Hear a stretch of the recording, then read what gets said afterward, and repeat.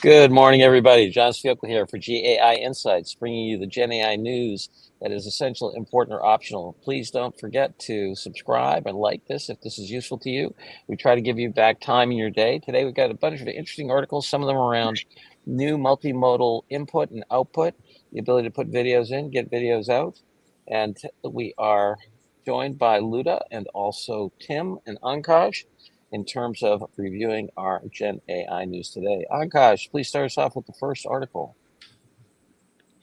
Sure, John. So the first one that we have for today comes from Mistral. So Mistral has released Pixtral 12 billion model. So it's a multimodal AI model that can process both text and images. Yeah, here we have Mistral trying to catch up to some of the competition. What do you think, Luda? Yeah, I rated this article as optional. You are absolutely right, John. I think it's a catch up with the competitors. What is noteworthy is that they release all the parameters and the like into open source. And so you can actually adjust it and fine tune your own models on it. But other groups have done the same. So it's not, it is a catch up, unfortunately, but good. Its competition field is getting wider, and that's better for the enterprise leaders, but optional. Yeah, so we have Yep. the French catching up here, Tim, optional? Yep. Agree. Yeah, it's a product announcement, playing catch up. They seem to produce good models, but it's brand new. We'll see. All righty, optional it is. Ankash, next. The next one comes from Adobe, and it talks about how Adobe is previewing its upcoming text to video Gen AI tools. All right, text to video. My goodness, it's almost like, miracles every day that just are normal. It's like, just throw a little text in, there's a video for you. What do you think here, Tim? Tim, what'd you think? Oh, well, this is interesting. I would say certainly if you're in marketing communications or in video development, anything that uses these tools from Adobe, then I would rate this essential because they've added a whole layer of control that makes it much more like being in a real studio. So if you've ever been in a real studio, there's a lot of controls over camera angles and various things that make a big difference in the output of the video. And what we've seen to date from these video generators have been remarkable, but sort of like the Henry Ford model, you can have any color as long as it's black. So they will generate, but with very limited control. So this is much more like being a director and being able to say, I want to zoom in, I want to zoom out, I want a camera angle here, I want a camera angle there. So it's quite powerful. And Adobe also has this ironclad guarantee that none of the material they train on is compromised on the IP side. So again, for real enterprises doing real video, that's important. So I think, I would say it's still a product announcement. We generally rate those as optional. I might rate this one important given the position Adobe has in the industry for marketing and communications and other activities. All right. Yeah, I was leaning toward optional as well. Sorry, not important. I said as well. I was leaning more toward optional because of, it is market overhang. They've talked about it. Now they're showing a little bit. There's still not available. Yep. It's a super important area. What do you think, Luda? Optional, important, certainly not essential.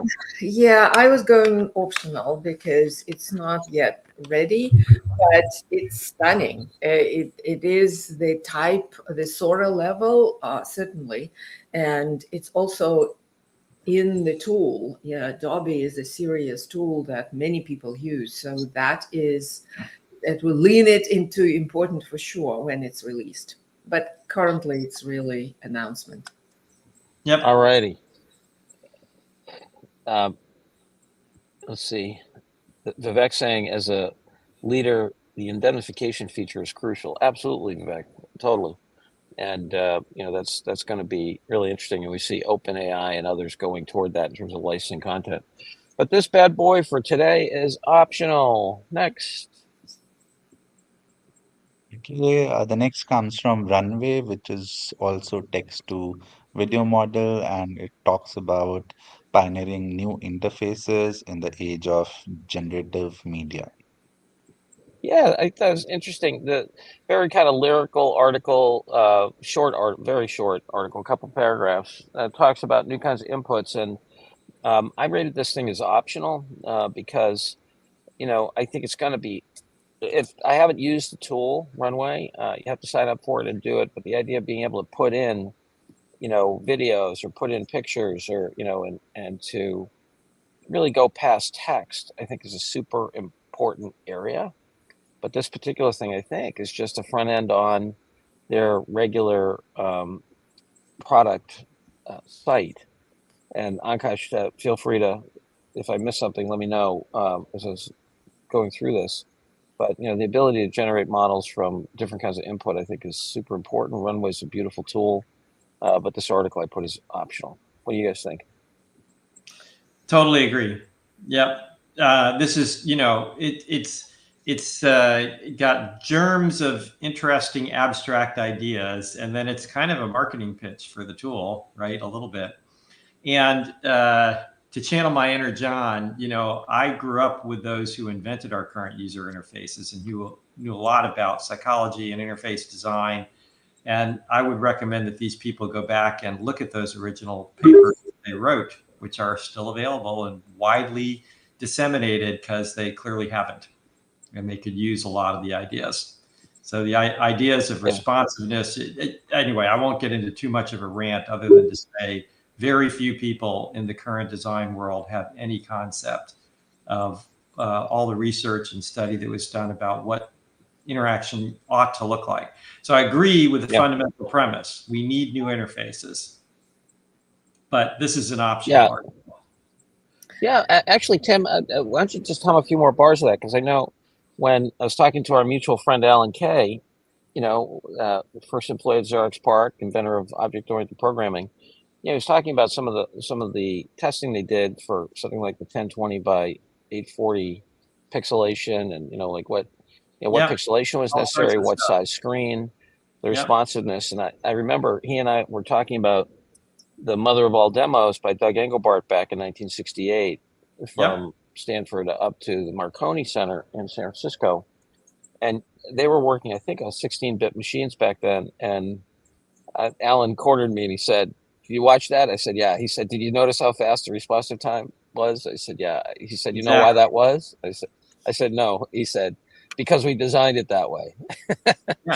And he said, and I mean, imagine the engineering they had to do to make that work back then. And these folks are rediscovering it, as you say, 60 years later. Yeah. Well, responsive design is one of the biggest oxymorons in design today, because, you get on the web and 3 seconds, 5 seconds, 10 seconds is considered responsive design. And they don't even really think about it. There's only one response that's acceptable for humans, and that's basically under 100 milliseconds, maybe 500 milliseconds for some things. And I remember actually Alan giving a lecture where he showed Smalltalk 72. So it's a system built in 72 on a 6 megahertz machine, right? Which, most machines today run at several gigahertz. So 3 orders of magnitude faster, at least, with lots more memory and processing power. And this thing could do real-time 2.5D animation with real-time editing while the animation was running. Okay. And he asked the crowd when he gave this talk, how did they do that?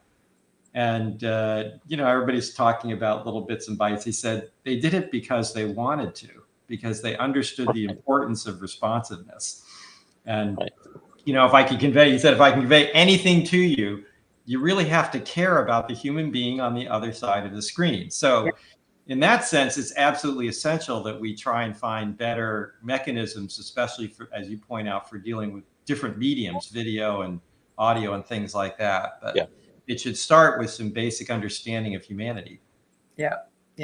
No, but I think both of you mentioned that this article talks about a trend I think we are ready to have a different level of user interfaces that is not text.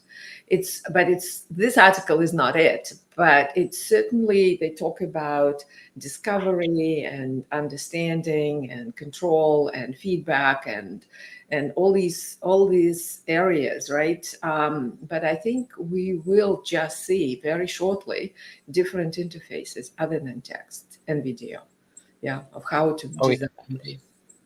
Yeah. yes, yeah, and not for now, but I do think, Kim, you and I should go back and dig up what we think are the most relevant, half a dozen articles and research papers for folks in this domain, because Yep. things like they studied, why Kim said 100 milliseconds, 500 milliseconds. Tim said that. Why is that? Because they saw that there was a cognitive break and that people get out of the flow state when they were doing the work. And so Exactly. your productivity drops dramatically when you don't have that kind of responsiveness. Yeah. And that's totally been lost. Starting with our friend Bill Gates, and building, Windows and so forth, that responsiveness was not that important, right? It was just Right. integration and market share. Anyway, Yeah. enough of that rant, but Tim, you and I think, owe our audience at least some pointers to that.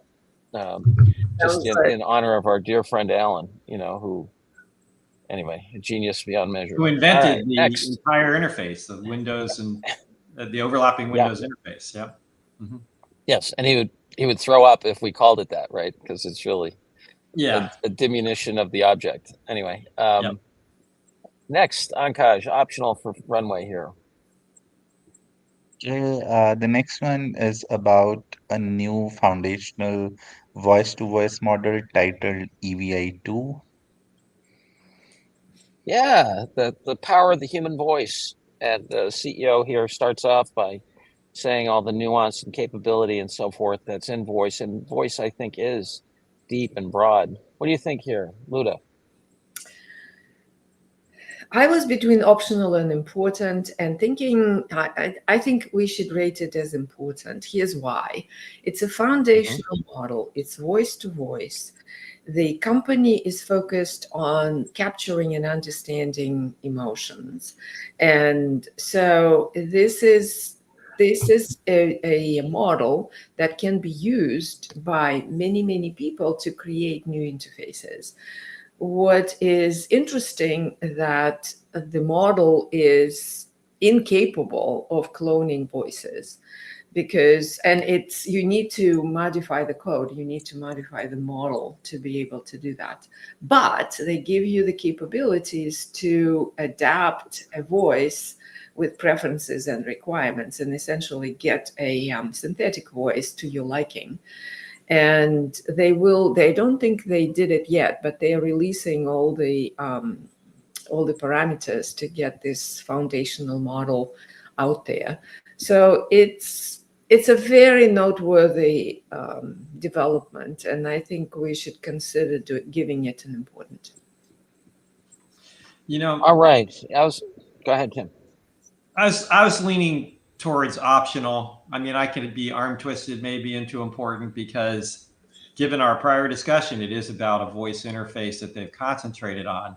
On the other hand, ChatGPT from OpenAI already has a really darn good voice interface. So this is not super unique. And it's a small model, it's a demo, it's a product announcement, all those things that usually get us to say optional. So yes, there's a trend here towards voice, and I've talked about this a couple of times, that I thought OpenAI's voice interface was a dramatic improvement and something that would get a lot of people's attention. I think it will, and is already doing so. This one is trying to focus on that. Maybe they'll be better.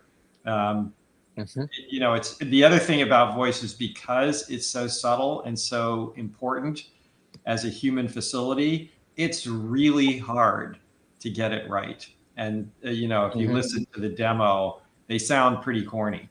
And so the question is, they're trying to create empathic voices. They're trying to really get to the next level. And I think that is also really challenging. So we'll see if they're successful at creating something that really appeals to people, or if it ends up being a little bit too cartoonish because the subtleties are just beyond the model right now. So I found that in optional. listening to the I was leaning toward optional too. In listening to the demo, same thing. It was it's not quite there yet, and the difference between almost being there and being there is a big deal. You convinced me. Luda, I hope you're not offended. We're going to go for optional on this one here. Super important domain. Yep. Kind of a Me Too product. And just to be clear too, it is available, at least the API, and you can try it out. So kind of cool. Next. Okay, the next one is from Meta, and it talks about how a Kenyan startup is working to solve local challenges with Meta. All right. We have here a really interesting lineup in terms of using Llama 3 and 3.1 to help with healthcare challenges in Kenya. But not a lot here too. What'd you think, Tim?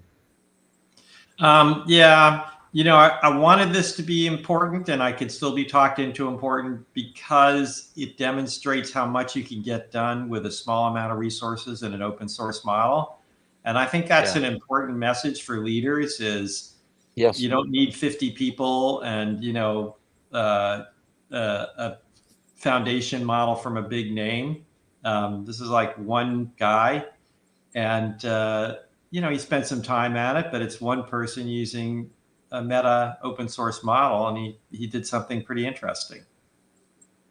Yeah, it was interesting. I was presenting at TEDx Boston yesterday, and I met a woman from Ukraine who is over at MIT, and she's an architect, and we're talking about just the power of these models as Ukraine, hopefully rebuilds itself, when peace finally comes, and just you can do so much with so scarce, small resources.